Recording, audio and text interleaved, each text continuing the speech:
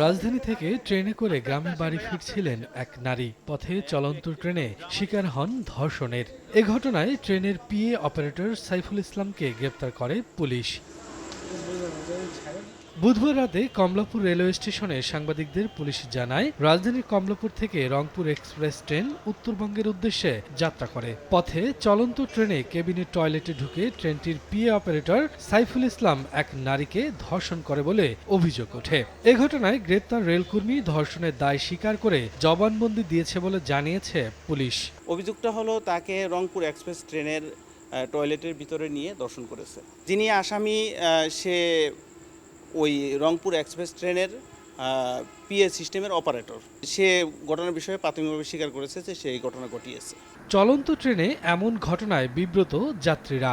ট্রেনের ভিতরে অন্ততপক্ষে যা হচ্ছে বা এই টাইপের ঘটনা যেন সামনে না ঘটে, এজন্য যে কর্তৃপক্ষ যারা আছে তাদেরকে আরো বেশি এই বিষয়ে একটু সতর্ক হওয়া উচিত। জনমালের যদি নিরাপত্তাই নাই থাকে ট্রেন ভবনে, তাহলে কিন্তু এটা দায়ভার রেলওয়ে অধিদপ্তরকেই নিতে হবে। এদিকে নোয়াখালীর এক কিশোরীকে ঢাকার যৌনপল্লীতে বিক্রি করে দেওয়ার অভিযোগে এক যুবককে গ্রেপ্তার করেছে র্যাব।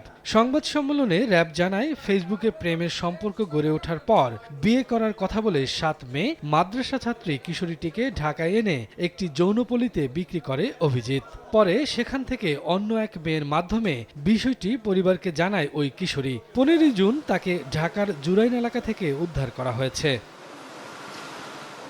এদিকে রাজধানীর মোহাম্মদপুরের একটি বাসায় স্কুল ছাত্রী আটকে রেখে ধর্ষণের অভিযোগে মিজানুর রহমান নামে এক শিক্ষককে গ্রেপ্তার করেছে পুলিশ। এ ঘটনায় নারায়ণগঞ্জের ফতুল্লা থানায় মামলা হয়েছে। শফিকুজ্জামান রুবেল, সময় সংবাদ, ঢাকা।